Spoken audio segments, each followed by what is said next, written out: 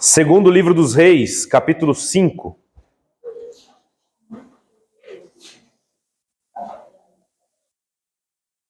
A partir do primeiro versículo. Uma história muito conhecida, creio aqui, de todos, não é? Assim diz a palavra do Senhor. Naamã, comandante do exército do rei da Síria, era muito respeitado e honrado pelo seu senhor, pois por meio dele o Senhor dera a vitória à Síria. Mas esse guerreiro ficou leproso. Ora, tropas da Síria haviam atacado Israel e levado cativo uma menina, que passou a servir a mulher de Naamã. Um dia ela disse à sua senhora: se o meu senhor procurasse o profeta que está em Samaria, ele o curaria da lepra. Naamã foi contar a seu senhor o que a menina israelita dissera.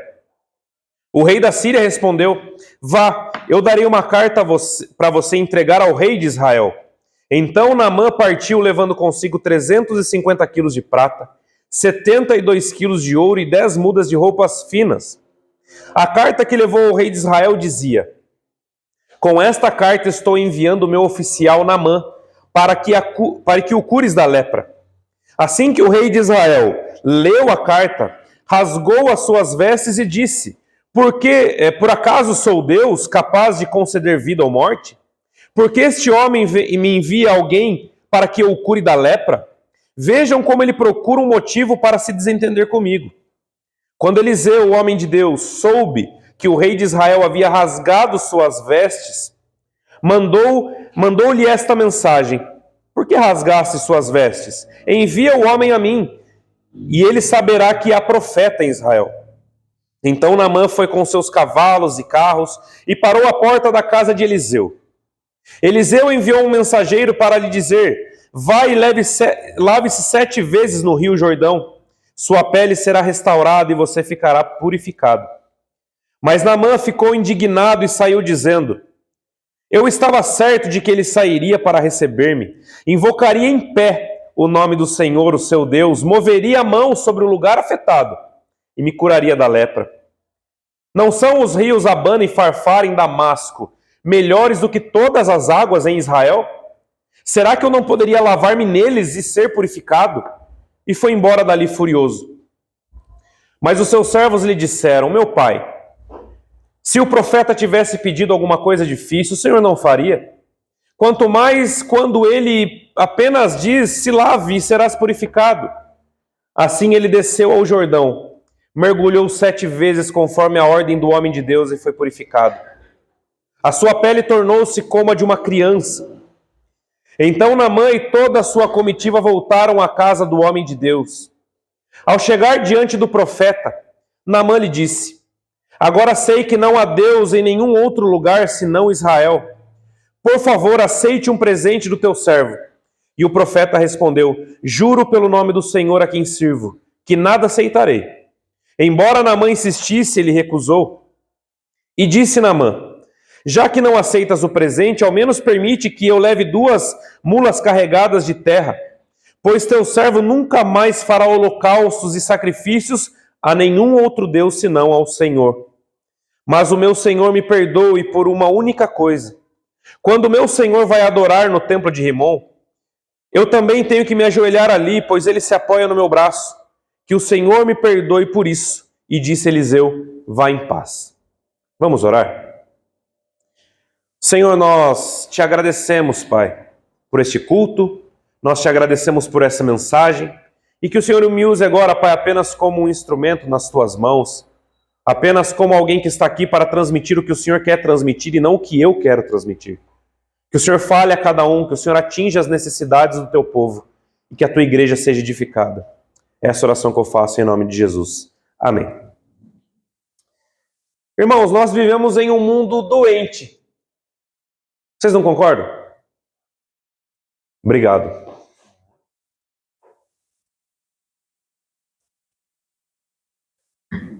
Nós vivemos em um mundo doente fisicamente. Inclusive eu essa semana peguei uma gripe muito forte.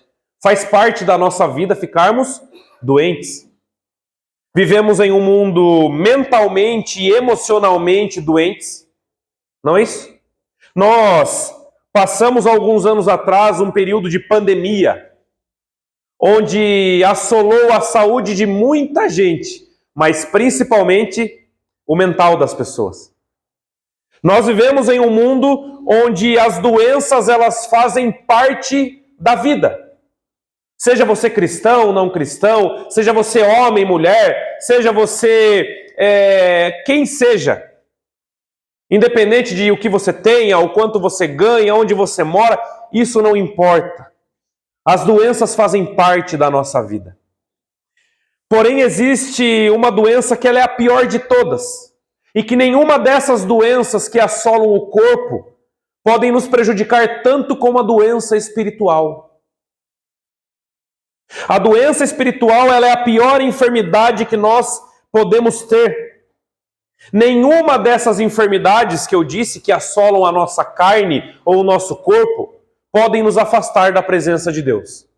Apenas a doença espiritual nos afasta da presença de Deus devido aos nossos pecados.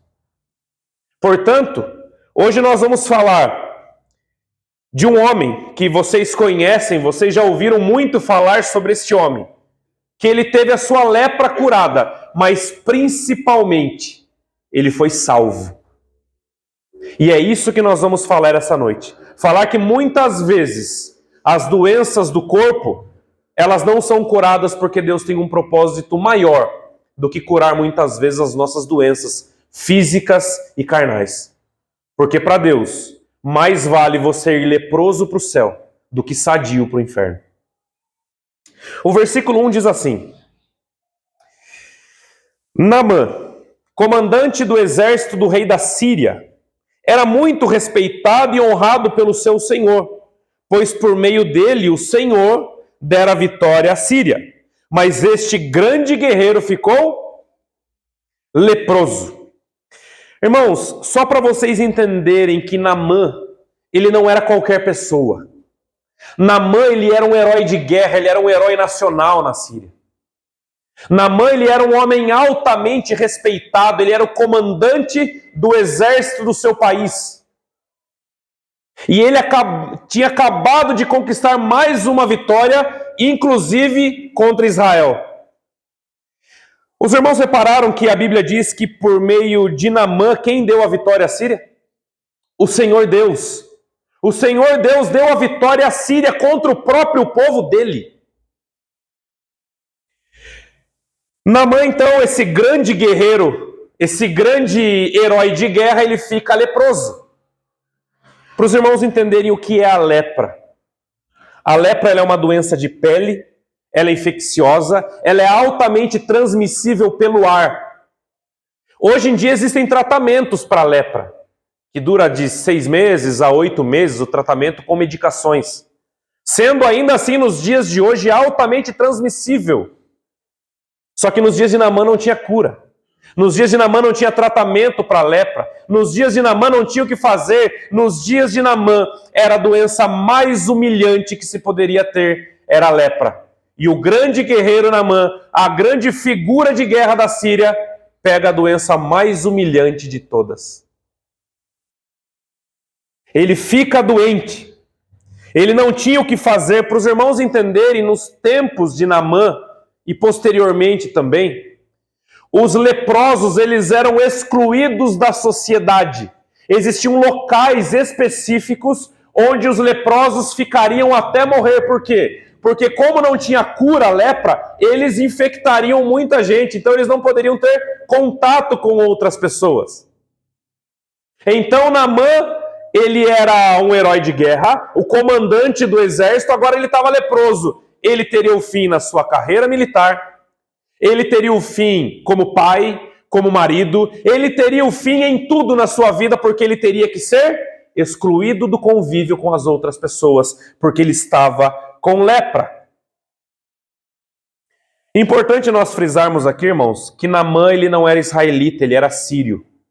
E ele não era servo de Deus. Naamã ele adorava ao Deus da Síria chamado Deus Rimon. Ele oferecia sacrifícios a esse Deus. Ele era alguém pagão, ele era alguém que, além de ser um herói de guerra, ele não dava o crédito das suas vitórias para o Deus do céu. Aí nós vemos um grande problema. As vitórias são boas, não são, irmãos? Quem aqui já teve vitória na vida?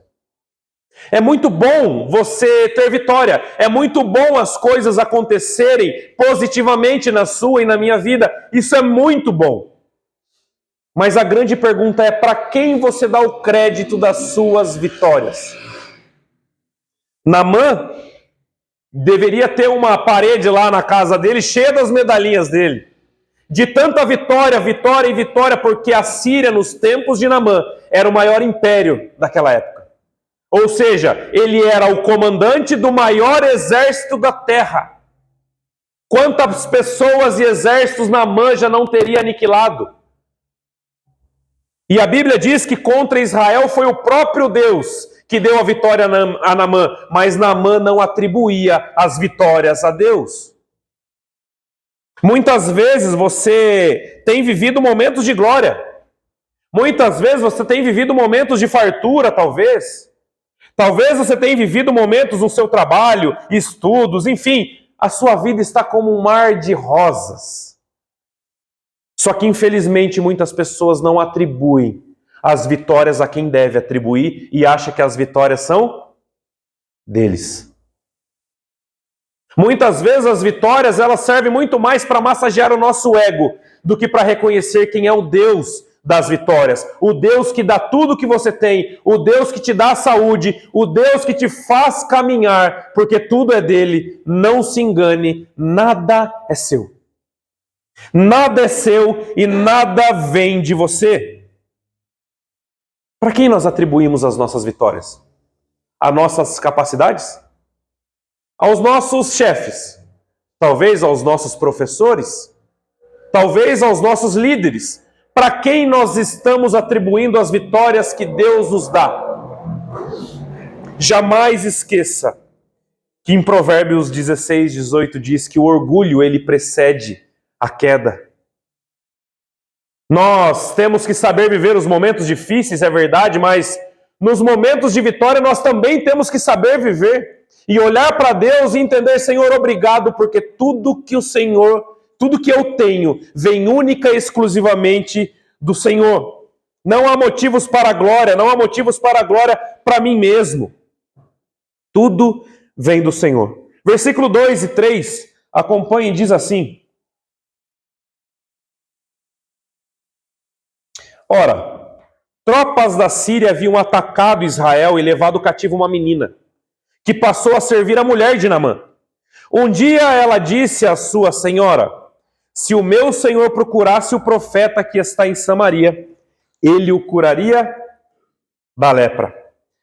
Eu disse que os sírios tinham acabado de atacar Israel, e eles levaram cativo uma menina israelita. E essa menina foi servir na casa de quem? Naamã. Ela foi ser escrava da mulher de Naamã. E ela era uma menina extremamente corajosa, sabe por quê, irmãos? Ela era estrangeira. Ela estava em terras estrangeiras, com deuses estrangeiros, e ela teve a ousadia de falar com a sua dona sobre a lepra de Naamã. E ela disse: se Naamã soubesse que lá na minha terra, de onde vocês me trouxeram, tem um profeta, se ele soubesse que lá tem um Deus verdadeiro, ele seria curado da lepra. Irmãos, essa menina teve uma coragem extraordinária, sabe por quê? Porque se ela fala para Naamã ir para Israel, viajar para Israel com a sua comitiva, chega lá e não acontece nada, essa menina seria morta. Consequentemente, essa menina seria morta. Porque Naamã, então, assim que Naamã ouviu, ele disse o quê? Eu preciso ir para lá, eu estou com lepra, eu estou com a pior doença que eu poderia pegar, essa menina disse, então eu vou para lá. Você já pensou, Naamã chega lá com toda a sua turma e nada acontece? E nada acontece. Mas sabe uma coisa que eu gostaria de frisar, irmãos? Nada na minha e na sua vida acontece por um acaso. A menina foi levada escrava e ela estava justamente na casa de Naamã, porque Deus tinha um propósito na vida de Naamã. Aquela menina, vocês concordam comigo que ela poderia estar em qualquer outro canto da Síria? Um exército entrou, sequestrou ela e muitas outras crianças e levou para um país estrangeiro. Ela poderia estar em qualquer lugar do país, mas ela estava justamente na casa de quem? De Naamã. Porque Deus tinha um propósito na vida de Naamã e aquela menina seria a ferramenta para que Deus fizesse a obra na vida de Naamã. Alguma vez você já pensou da sua vida? Nossa, mas que coincidência. Poxa, olha, se não fosse isso, aquilo não teria acontecido.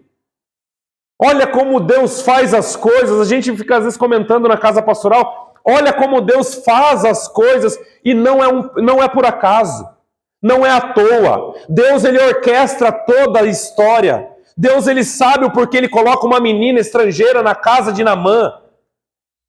Deus, ele sabe por que você está aqui hoje. Deus, ele sabe porque ele envia pessoas na sua vida. Deus, ele sabe tudo o que ele faz. Nada é por acaso. Deus, ele não faz um plano e depois rasga o rascunho e faz de novo. Ele não erra.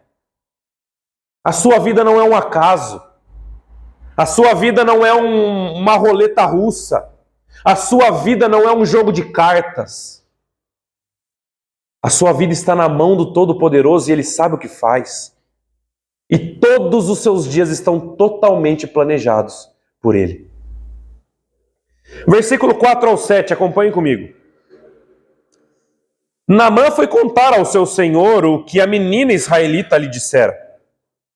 O rei da Síria respondeu: Vá, eu darei uma carta e você entregará ao rei de Israel.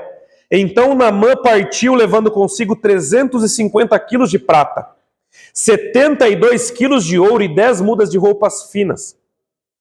A carta que levou ao rei de Israel dizia: Com esta carta estou enviando o meu oficial Naamã para que o cure da lepra.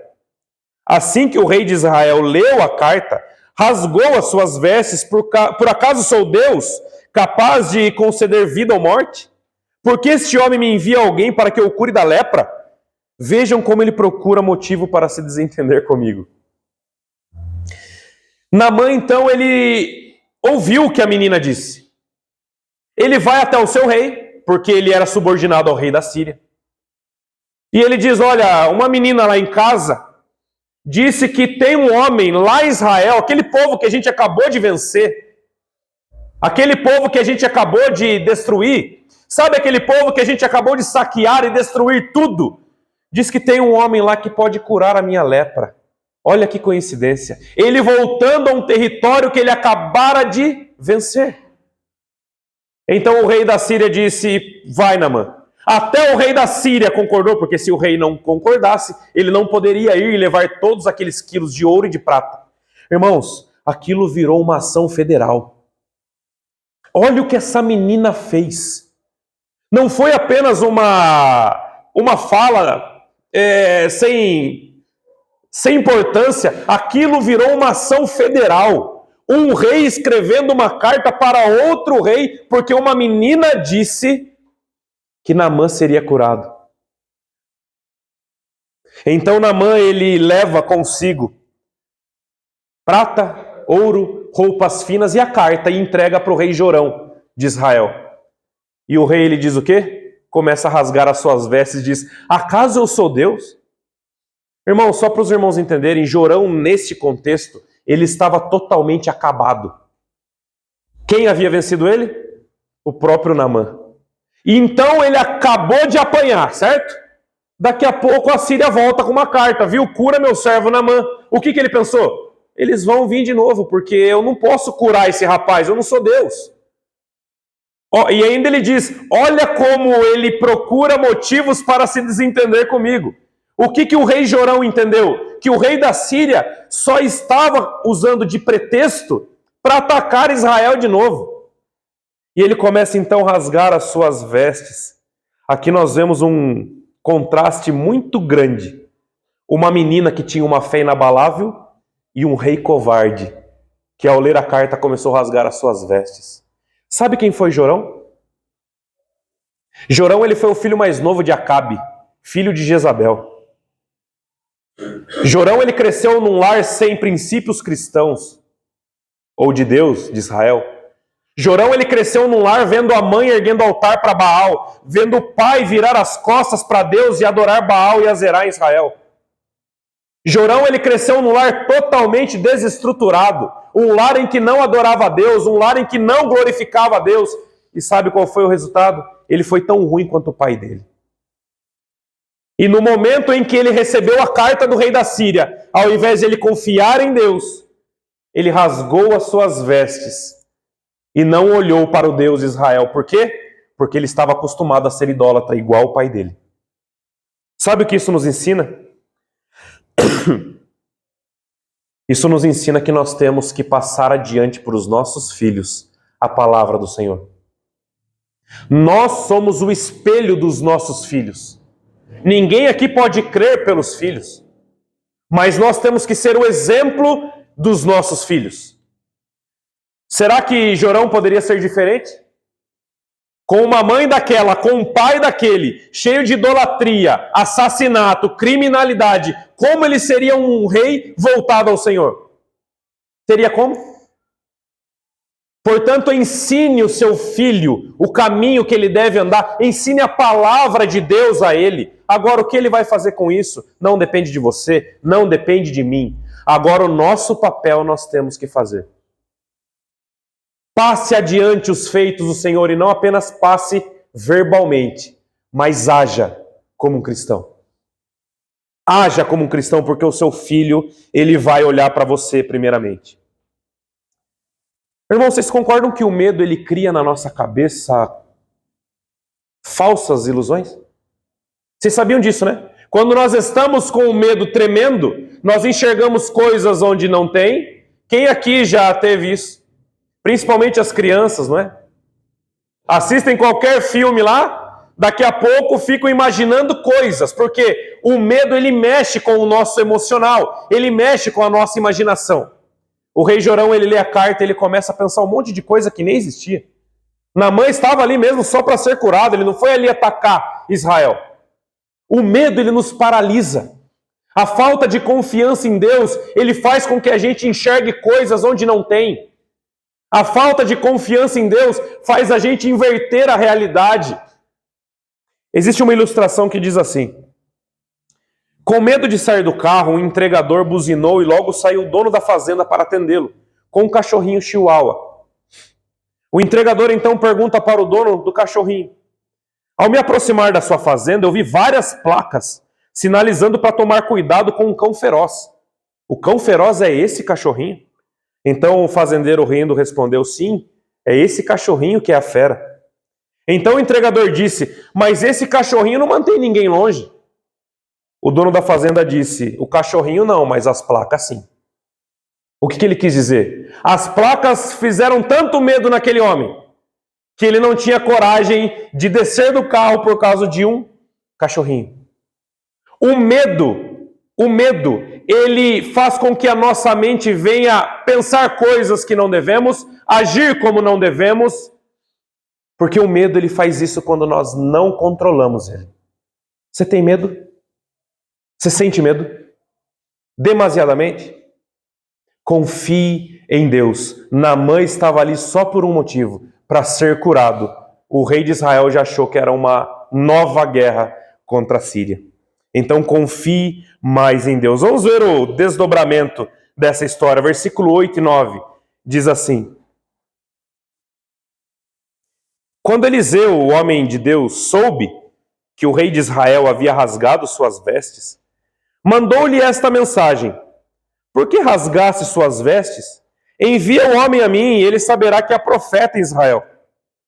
Então Naamã foi com seus cavalos e carros e parou à porta da casa de Eliseu.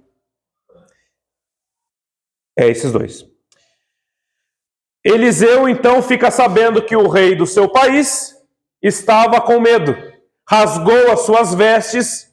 Então Eliseu disse: por que você está com tanto medo? Manda ele aqui em casa.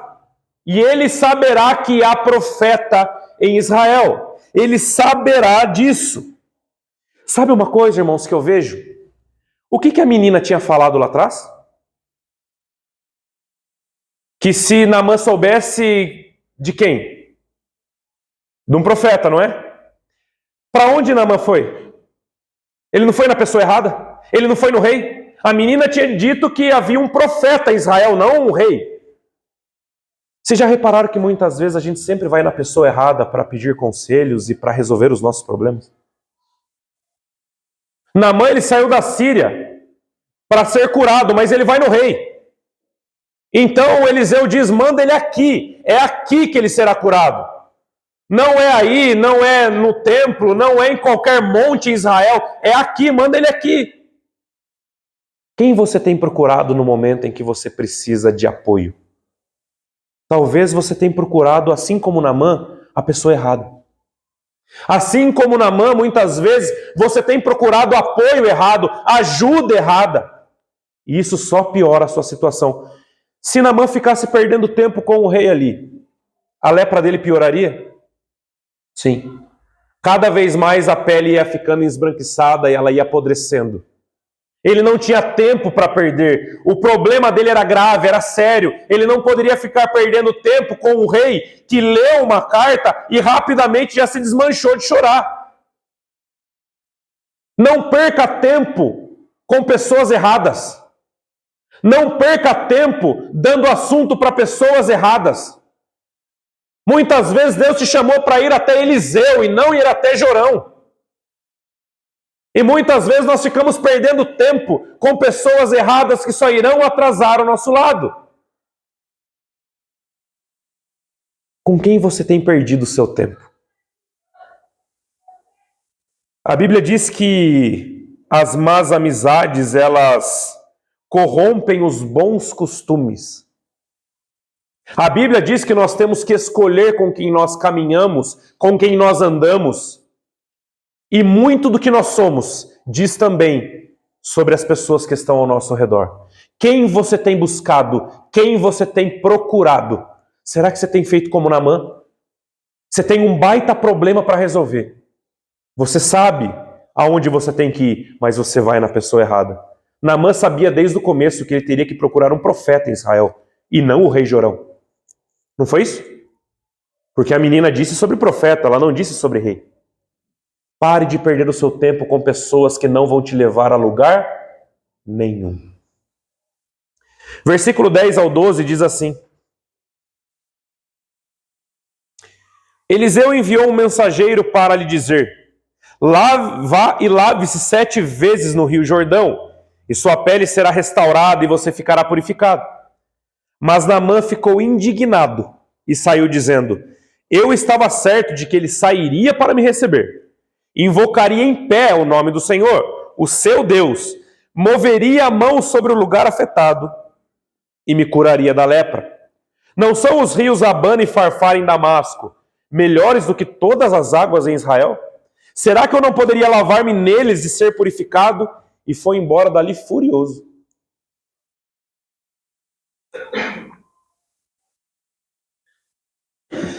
Irmãos, a Bíblia diz que Naamã então vai até a casa do Eliseu. Só que tem um porém. Naamã, o grande comandante do exército, com toda a sua carruagem, com todo o ouro, prata e tudo, ele estava levando uma comitiva com ele. Estaciona na frente da casa de Eliseu. Sabe o que Eliseu faz? Nem sai para receber Naamã. Ele manda um empregado dizer: já chegou Naamã? Fala para ele mergulhar 7 vezes no Jordão e tchau. Naamã, ele ficou extremamente revoltado com essa situação. Naamã, ele olha para ele e fala: esse rapaz não entendeu quem eu sou? Esse rapaz não entendeu que eu sou o Naamã? Esse rapaz não entendeu que eu acabei de destruir o país dele? Este rapaz não entendeu quem está aqui na frente dele? Acaso lá na minha terra não tem rios mais limpos do que aqui em Israel? Ainda ele debochou do Rio Jordão, porque realmente o Rio Jordão é uma água barrenta. E em Damasco, que ele cita ainda o rio Abana e Farfar, eram águas cristalinas muito melhor para se mergulhar. e ele pergunta, poxa, eu vim de lá aqui para mergulhar em água barrenta. Eu ficaria lá então na Síria e mergulharia nas nossas águas cristalinas, era mais vantagem para mim. Irmãos, vocês concordam que muitas vezes a gente cria expectativas em cima dos nossos orgulhos, achando que as coisas têm que ser do jeito que nós queremos? Naamã, ele estava cheio de orgulho, não é? Ele era o Naamã.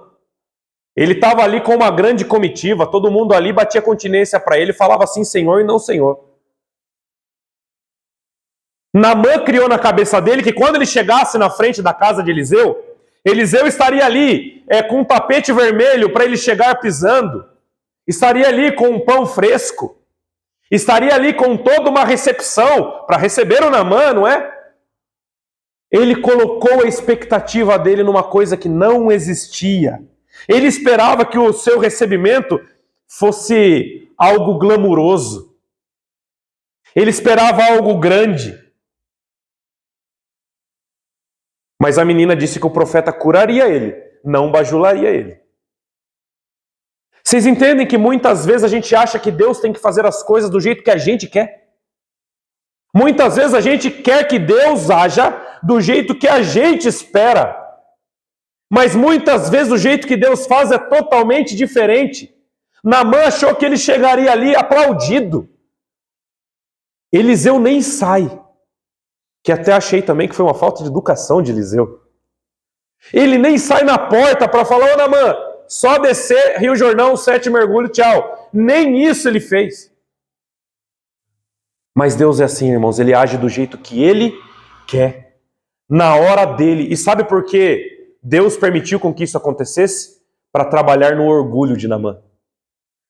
Irmãos, aqui entre nós, Deus tinha um propósito na vida de Naamã, não tinha? Ele não precisaria nem ir para Israel.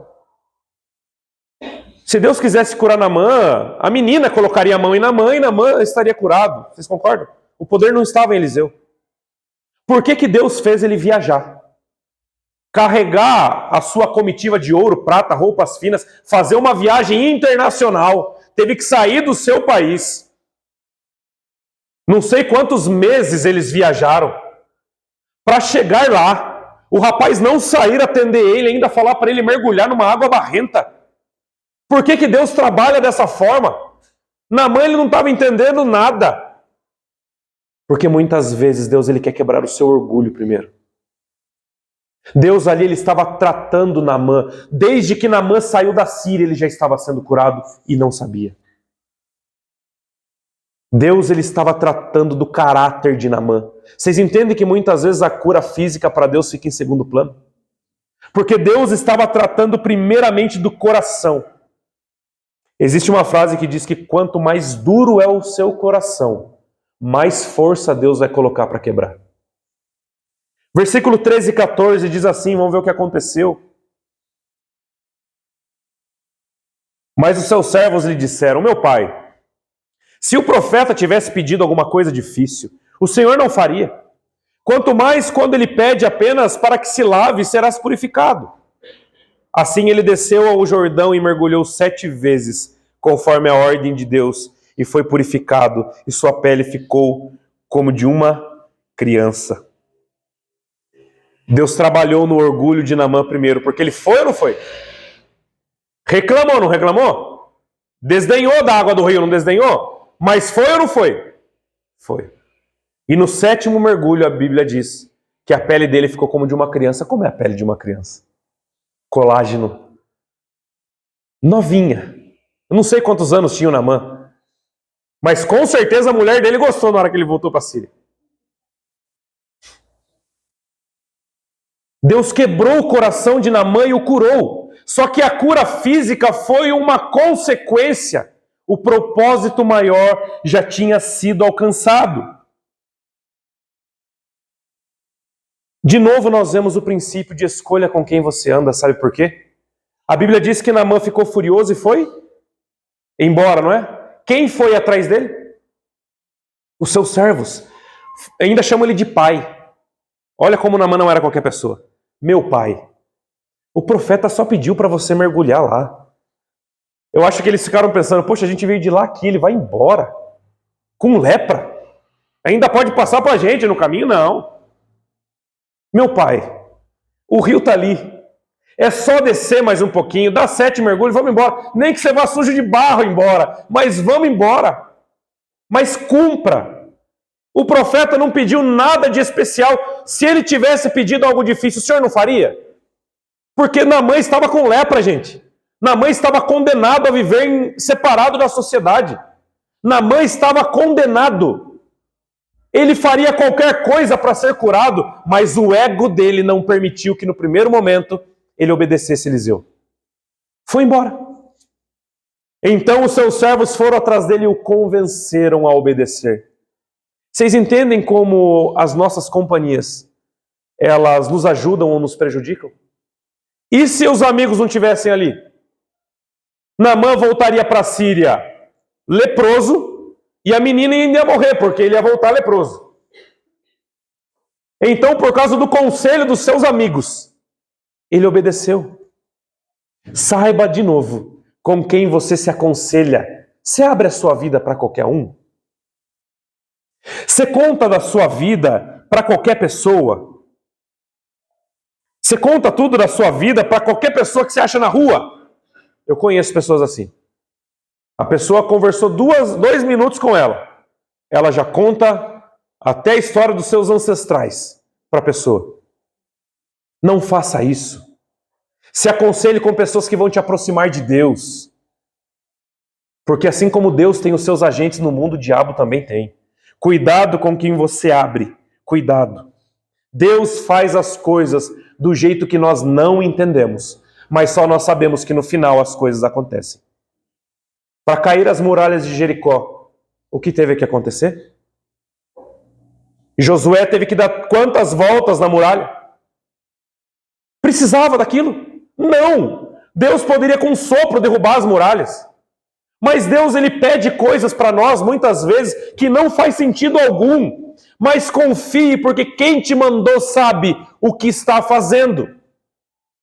Quem te mandou sabe o que está fazendo. Talvez Deus tenha pedido para você coisas que não faz sentido nenhum. Você não está entendendo por que você tem que obedecer e tem que ser daquele jeito. Mas deixe o seu jeito de lado e faça do jeito de Deus. Porque as coisas vão acontecer. As muralhas caíram. Naamã foi curado. Tudo aconteceu conforme o Senhor quis. E o Senhor permite essas coisas para nos mostrar que quem está no controle não somos nós. Você pode até querer dar 5 voltas na muralha. Você pode até querer mergulhar 3 vezes só porque a água é muito barrenta. Mas se você não fizer do jeito de Deus, não vai acontecer. E isso nos ensina muito. Para nós caminharmos para o final, versículo 15 ao 19, vamos ver o maior milagre na vida de Naamã. Então Naamã e toda a sua comitiva voltaram à casa do homem de Deus. E ao chegar diante do profeta, Naamã lhe disse: agora sei que não há Deus em nenhum outro lugar, senão em Israel. Por favor, aceite um presente do teu servo. O profeta respondeu: juro pelo nome do Senhor a quem sirvo, que nada aceitarei, embora Naamã continuasse, e ele recusou. E disse Naamã: já que não aceitas o presente, ao menos permita que eu leve 2 mulas carregadas de terra, pois o teu servo nunca mais fará holocaustos e sacrifícios a nenhum outro Deus, senão ao Senhor. Mas que o Senhor me perdoe por uma única coisa. Quando meu Senhor vai adorar no templo de Rimon, eu também tenho que me ajoelhar ali, pois ele se apoia no meu braço, e que o Senhor me perdoe por isso. E Eliseu disse: vá em paz. Naamã, ele voltou para a Síria crente. Ele não voltou para a Síria só com a pele com colágeno, que as mulheres aí pagam caríssimo por isso, né? Só mergulhar na água barrenta. Ele voltou para a Síria crente. Os irmãos lembram da cena onde Jesus estava numa casa pregando e o telhado começa a se abrir e desce um paralítico num lençol. E Jesus olha para aquele paralítico e diz: filho, os seus pecados estão perdoados. Como assim? Gente, aqui entre nós, se tem um paralítico no nosso meio, e o rapaz desce num lençol, na frente do dono de todas as coisas, que é Jesus, o que nós estávamos esperando ouvir? O que você esperaria ouvir? Se você fosse o paralítico. Levanta e anda, não é? A mesma coisa que Naamã esperou ouvir de Eliseu. Eliseu, dá um abraço, eu vou te curar. Mas Jesus faz as coisas de um jeito diferente. Ele olha para o homem e diz: filho, os seus pecados estão perdoados. Creio eu que aquele paralítico olhou para o lado, olhou para o outro e falou: eu creio que ele não entendeu o porquê eu estou aqui. Sabe por quê, irmãos? Na visão do paralítico, o maior problema da vida dele era não andar. Na visão de Cristo, o maior problema dele era a condenação ao inferno. Para Jesus era melhor ele ir paralítico para o céu do que correndo para o inferno. É que muitas vezes nós focamos apenas aqui, nesta vida, agora. Queremos as coisas do nosso jeito, queremos a cura, queremos isso, queremos aquilo. Mas Deus não trabalha assim. O maior propósito de Jesus naquele dia foi salvar aquele homem e não curar aquele homem.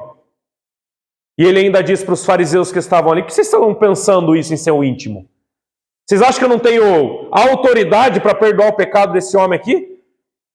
Já que vocês querem ver show, filho, pega sua maca, levanta e anda, porque eu tenho poder para perdoar pecados. Enquanto nós não entendermos que o maior propósito de Deus não é igual aos nossos propósitos, nós vamos nos frustrar todos os dias. Deus, primeiro, não vai fazer do seu jeito. Segundo, Ele não vai fazer do jeito que você quer. Se você não se enquadrar na vontade dEle, você vai bater a sua cabeça eternamente. Com Naamã foi assim. Com Josué foi assim. Com esse paralítico foi assim. Irmãos, você tem uma visão de mundo. Deus tem outra. Procure se encaixar na visão de mundo dEle. Deixe um pouquinho as suas vontades de lado. Deixe um pouquinho o seu querer, o seu orgulho, aquilo que você julga ser certo, o seu senso de justiça comum. Deixe de lado um pouco. E entenda que por mais que você não compreenda o agir de Deus, no final as coisas acontecem. Amém, irmãos?